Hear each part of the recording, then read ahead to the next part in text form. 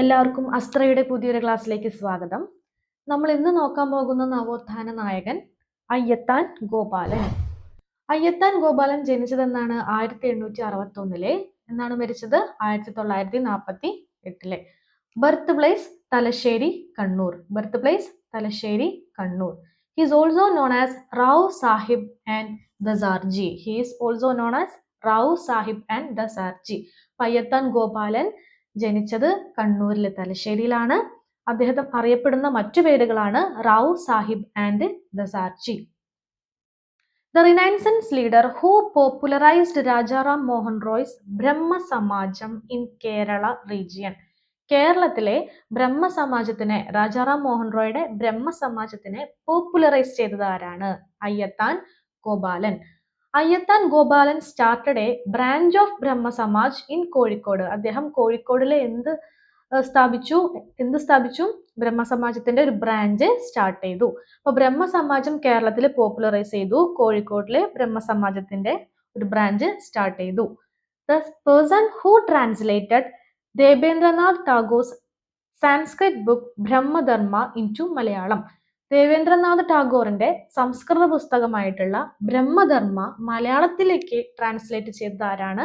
അയ്യത്താൻ ഗോപാലൻ. എന്താണ് ബുക്കിന്റെ പേര്? ബ്രഹ്മധർമ്മ. ബ്രഹ്മധർമ്മ സാൻസ്ക്രിറ്റ് ബുക്കാണ് മലയാളത്തിലേക്ക് ട്രാൻസ്ലേറ്റ് ചെയ്തത് അയ്യത്താൻ ഗോപാലൻ. ആരുടെ പുസ്തകമായിരുന്നു? ദേവേന്ദ്രനാഥ് ടാഗോറിന്റെ പുസ്തകമായിരുന്നു. പുസ്തകത്തിന്റെ പേരെന്താണ്? ബ്രഹ്മധർമ്മ. ബ്രഹ്മധർമ്മയാണ് എന്തറിയപ്പെടുന്നത്? Bible of Brahma Samaj. The book which was known as the Bible of Brahma Samaj. ഏതാണ്? ബ്രഹ്മധർമ്മ. ബ്രഹ്മസമാജം കേരളത്തിൽ പോപ്പുലറൈസ് ചെയ്തത് ആരാണ്? അയ്യത്താൻ ഗോപാലൻ. കോഴിക്കോട് ബ്രഹ്മസമാജത്തിന്റെ ഒരു ബ്രാഞ്ച് അദ്ദേഹം തുടങ്ങി. ദേവേന്ദ്രനാഥ് ടാഗോറിന്റെ സംസ്കൃത ബുക്കായിട്ടുള്ള ബ്രഹ്മധർമ്മ മലയാളത്തിലേക്ക് ട്രാൻസ്ലേറ്റ് ചെയ്തു. ഈ ബ്രഹ്മധർമ്മേനെയാണ് നമ്മൾ എന്ത് വിളിക്കുന്നത്? ബൈബിൾ ഓഫ് ബ്രഹ്മ സമാജ് എന്ന് വിളിക്കുന്നത്. ഇനി അദ്ദേഹത്തിന്റെ ഡ്രാമാസ് നമുക്ക് നോക്കാം. സാരഞ്ജിനി പരിണയം, സുശീല ദുഃഖം. അദ്ദേഹത്തിന്റെ 2 ഡ്രാമാസ് ആണ്. സാരഞ്ജിനി പരിണയം, സുശീല ദുഃഖം. സാരഞ്ജിനിക്ക് കല്യാണം നടന്നപ്പോൾ സുശീലയ്ക്ക് സങ്കടമായി എന്ന് ആലോചിച്ചാൽ മതി കേട്ടോ. സാരഞ്ജിനിക്ക് പരിണയം നടന്നപ്പോൾ സുശീലയ്ക്ക് ദുഃഖം. സാരഞ്ജിനി പരിണയം, സുശീല ദുഃഖം.